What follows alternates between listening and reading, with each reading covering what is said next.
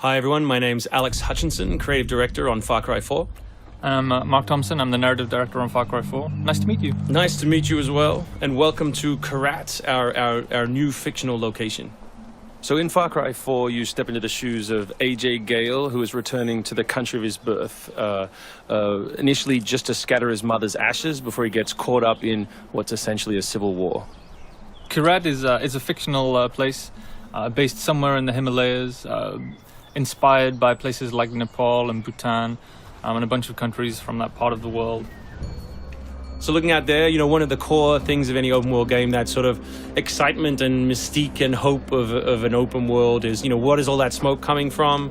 What temples are out there? What secret locations? So we've peppered the world with different places to find all of them filled with loot and secrets and collectibles and all that good stuff. And of course, the open world of Far Cry is densely populated with a variety of different animals, beasts. And also that's some kind of yak. I don't even know what that animal was. Yak, I believe. Is it yak? With next-gen fur. Next-gen fur, that's true. Individually modeled hairs. So you see here with the eagle, you won't see it in this demo, but you can be attacked from above for the first time in a Far Cry game. So we've tried really to play with verticality, to have threats above and below you. And obviously you can still get involved in the ecosystem of the animals and hunt. And you can throw bait now. Yes, to attract animals. Yeah, and stuff like the eagle stealing the morale of the goat. Like, it isn't scripted, that's just what happens at the intersection of those two different AI systems talking to each other.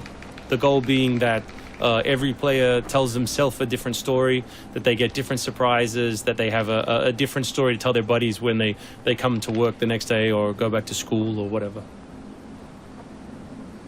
So there are a bunch of new tools in Far Cry 4, one of which you'll see here is the grapple.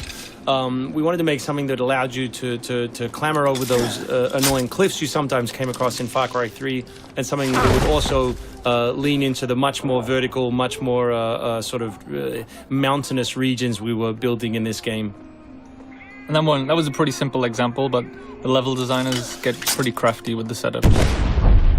We have these areas we're calling adventure zones in the new game, which will take you to places like temples, which you can see from afar, and force you to use the grapple in sort of really interesting and different ways.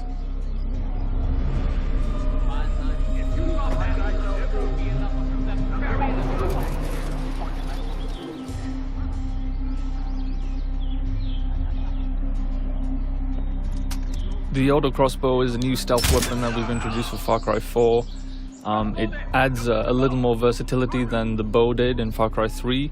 Obviously it sacrifices the long range for rapid fire, but it's still a super useful stealth weapon. So this is one of my favorite bits. This if you look down when you're meleeing in the new game, you kick. So you can do all kinds of fun setups such as that.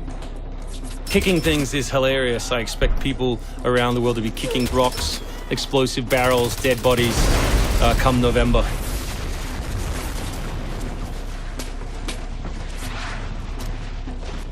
Our goal really was just to provide as many tools as possible, whether vehicles or animals or weapons or goofy stuff, and let people fit them together any way they want. Yeah, and we've snuck a few features in that fans of Far Cry 3 I think are going to be surprised by. Drive and shoot. Yes. So drive and shoot, obviously it's a bit frustrating to be chasing someone forever and have to sort of drive in front of them, pull over and wait for them to get out. So now in the vehicles you can drive and shoot with any one-handed weapon. And you can also do driving takedowns from any vehicle, which I really like. So this idea of leaping from your vehicle into another vehicle, do horrible things to them, boot them out the side, and then continue on your merry way. You can now deliver death without even leaving your seat.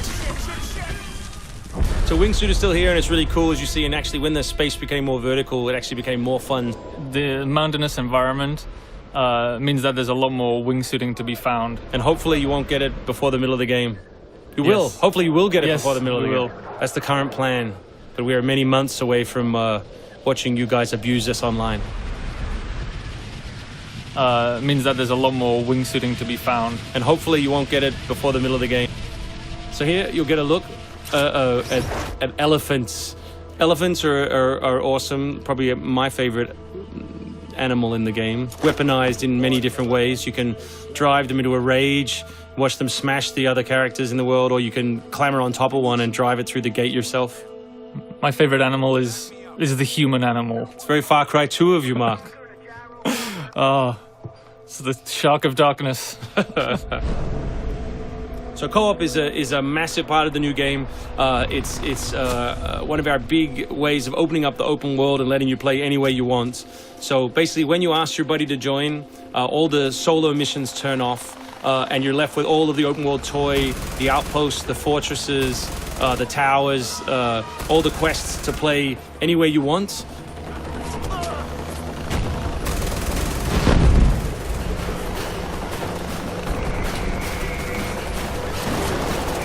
All right, let's do this. What do you think of the Buzzer, Mark, which is a small one-man helicopter? It's very red. No, but it's cool because it gives like this almost like developer perspective on the world. Like you normally in Far Cry 3 you could never really see an outpost, or you couldn't engage with an outpost from this kind of vantage point, which is really cool.